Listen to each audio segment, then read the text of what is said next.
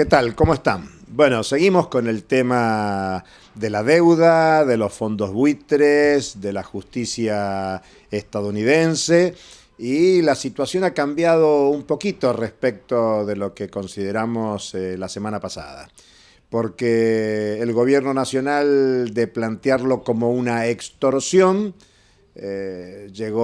cambió su discurso y planteó que hay que arreglar con el 100% de los acreedores.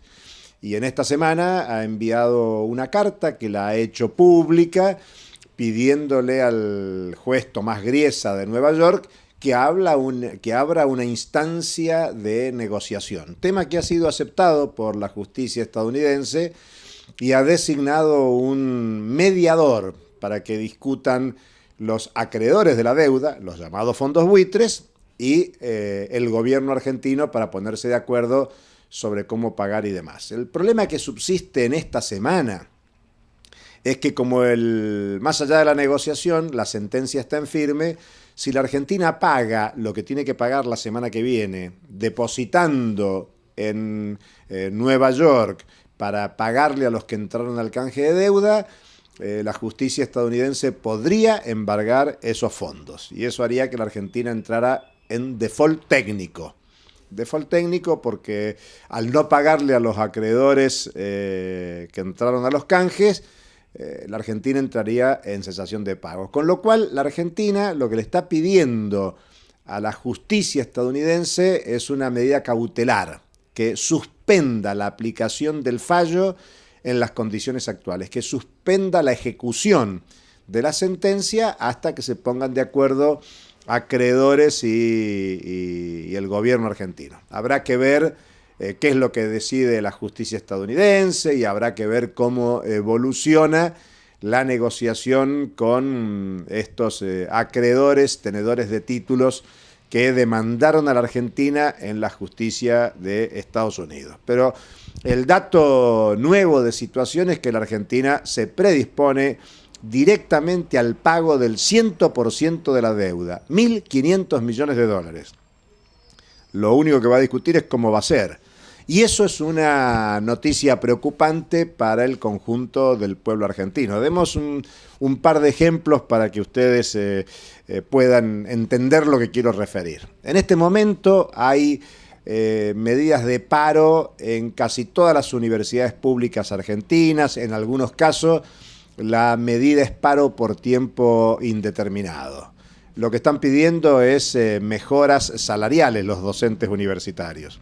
Bueno, los docentes universitarios tienen que saber que están compitiendo con acreedores externos de la deuda y que el Estado está buscando juntar recursos por todos lados para pagarle a los acreedores de la deuda pública argentina, especialmente los externos. Al mismo tiempo, los trabajadores formalizados o sindicalizados están pidiendo que se aumente el mínimo no imponible del impuesto a las ganancias. Estamos a muy poquitos días de percibir el medio aguinaldo de fin de junio y el gobierno sin noticias en la actualización del mínimo no imponible del impuesto a las ganancias.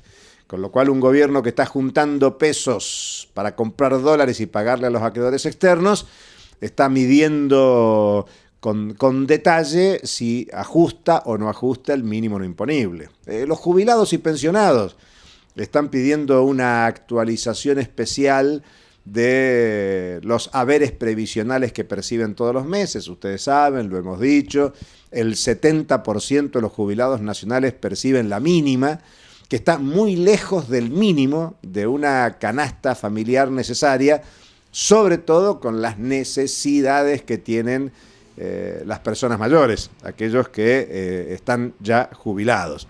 Con lo cual, sean docentes universitarios, sean trabajadores formalizados o sean trabajadores jubilados, pensionados, tienen que saber que la disputa por la distribución del ingreso, la disputa por los recursos públicos es con los acreedores externos, a quienes obviamente se está privilegiando porque la Argentina se manifiesta como gran pagador de sus deudas. La otra cuestión a considerar en este sentido es la fuerte presión que hay tanto del oficialismo como de la oposición, para que la Argentina cumpla con sus acuerdos. Y hablo de la oposición política de carácter sistémica, la oposición política que aspira a hacer gestión del capitalismo argentino luego de las elecciones del 2015, lo que podríamos decir el núcleo central de la hegemonía política en la Argentina,